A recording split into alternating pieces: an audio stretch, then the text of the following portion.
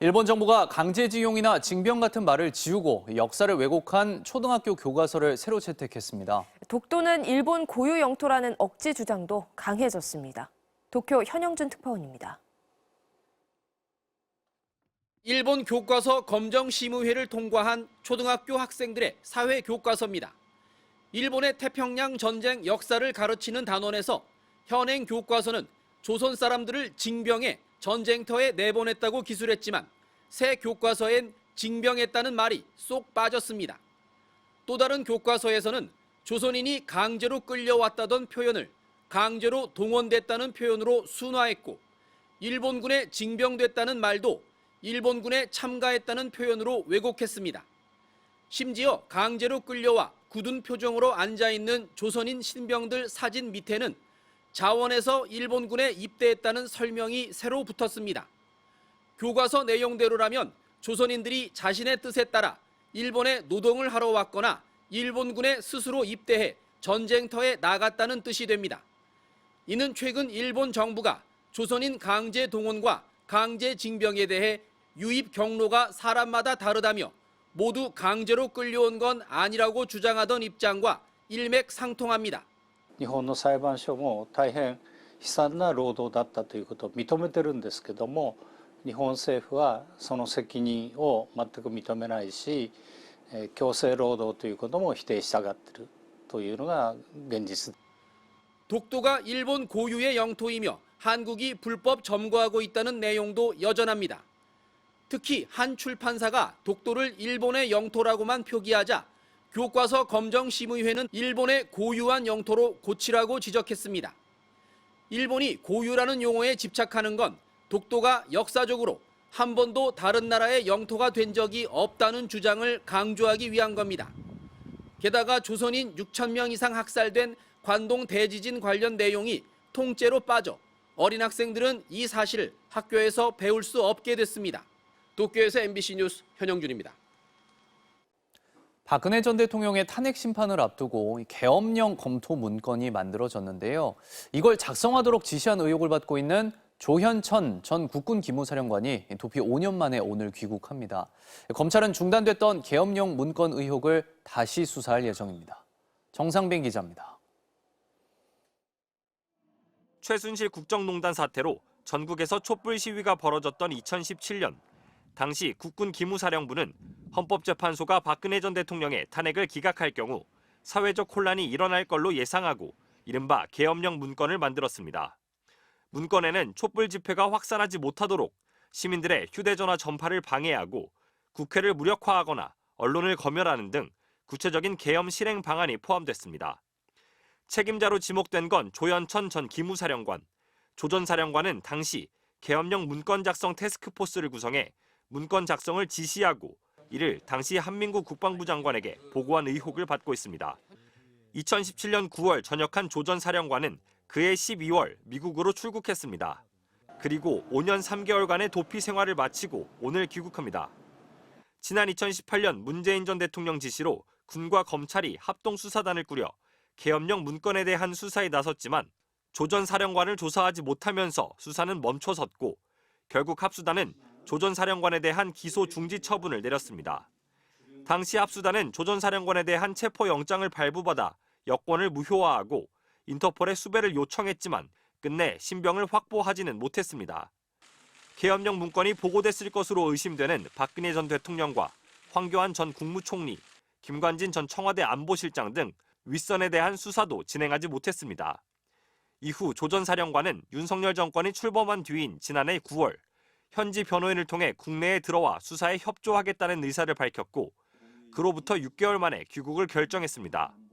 기무사 계엄령 문건 사건을 배당받은 서울 서부지검은 조 전 사령관이 입국하면 기소 중지됐던 사건을 다시 수사할 방침입니다. MBC 뉴스 정상빈입니다. 북한이 단거리 탄도미사일과 순항미사일 등에 탑재할 전술 핵탄두의 모습을 처음 공개했습니다.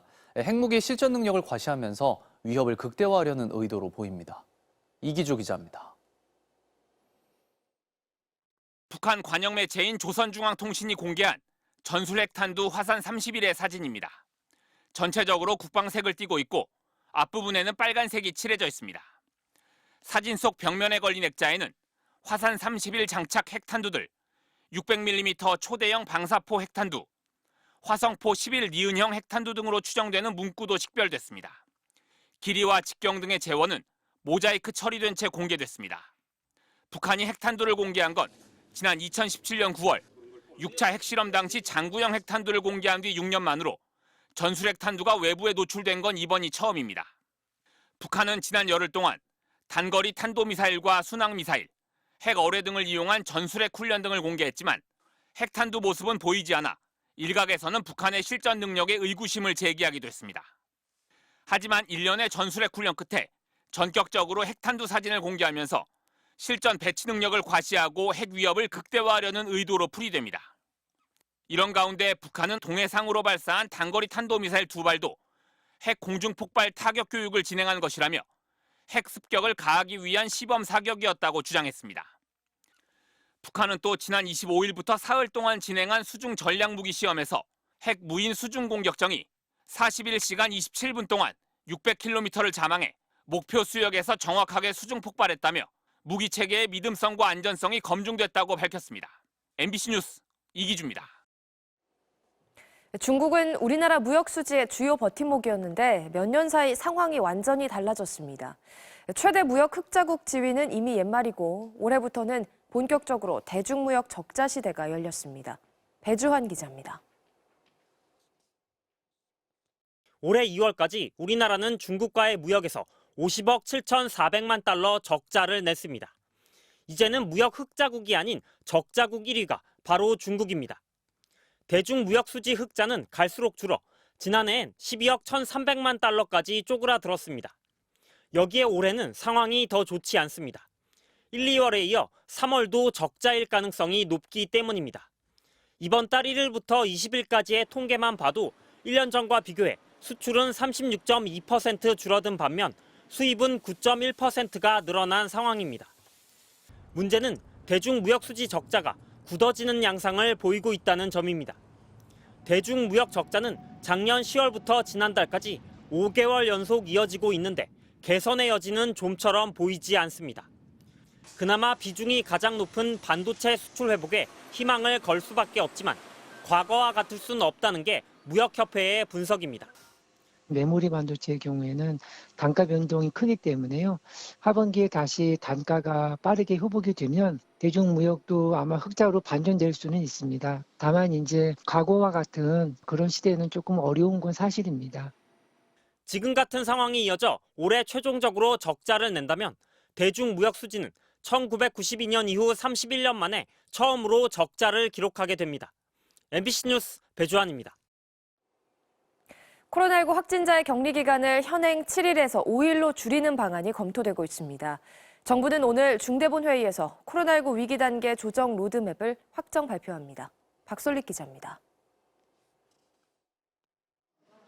현재 코로나19와 관련해 남아있는 방역 조치는 의료기관에서의 실내 마스크 착용 의무와 확진자 7일 의무 격리입니다. 정부는 이 가운데 확진자 의무 격리 기간을 7일에서 5일로 줄이는 방안을 검토하고 있습니다. 지금 7일인데 5일로 할 거냐, 3일로 할 거냐, 아예 의무를 해제할 거냐 이런 논의들을 했다는 거지. 감염병 위기 대응 자문위는 그제 전체 회의에서 의무 격리 기간 단축이 가능하다고 판단한 것으로 전해졌습니다. 오미크론 변이에 대응하는 2가 백신 접종이 이루어지고 있고 재유행을 2차례 겪으면서 면역력을 가진 사람들이 많아졌기 때문입니다. 격리 기간을 3일로 줄이자는 방안도 언급됐지만 5일 이하 단축은 무리라는 의견도 나온 것으로 알려졌습니다. 자문위는 격리 의무 외에도 치료제 지원, 확진자 재정 지원, 병 의원의 신속 항원 검사 관련 수가 등 코로나19 대응을 일반 의료 체계로 전환하기 위한 방안도 논의했습니다. 코로나19 위기에서 일상으로의 복귀를 준비하겠다는 것으로 풀이됩니다. 중앙방역대책본부는 오늘 이 같은 내용을 포함한 코로나19 위기 단계 조정 로드맵을 발표합니다. MBC 뉴스 박솔립입니다.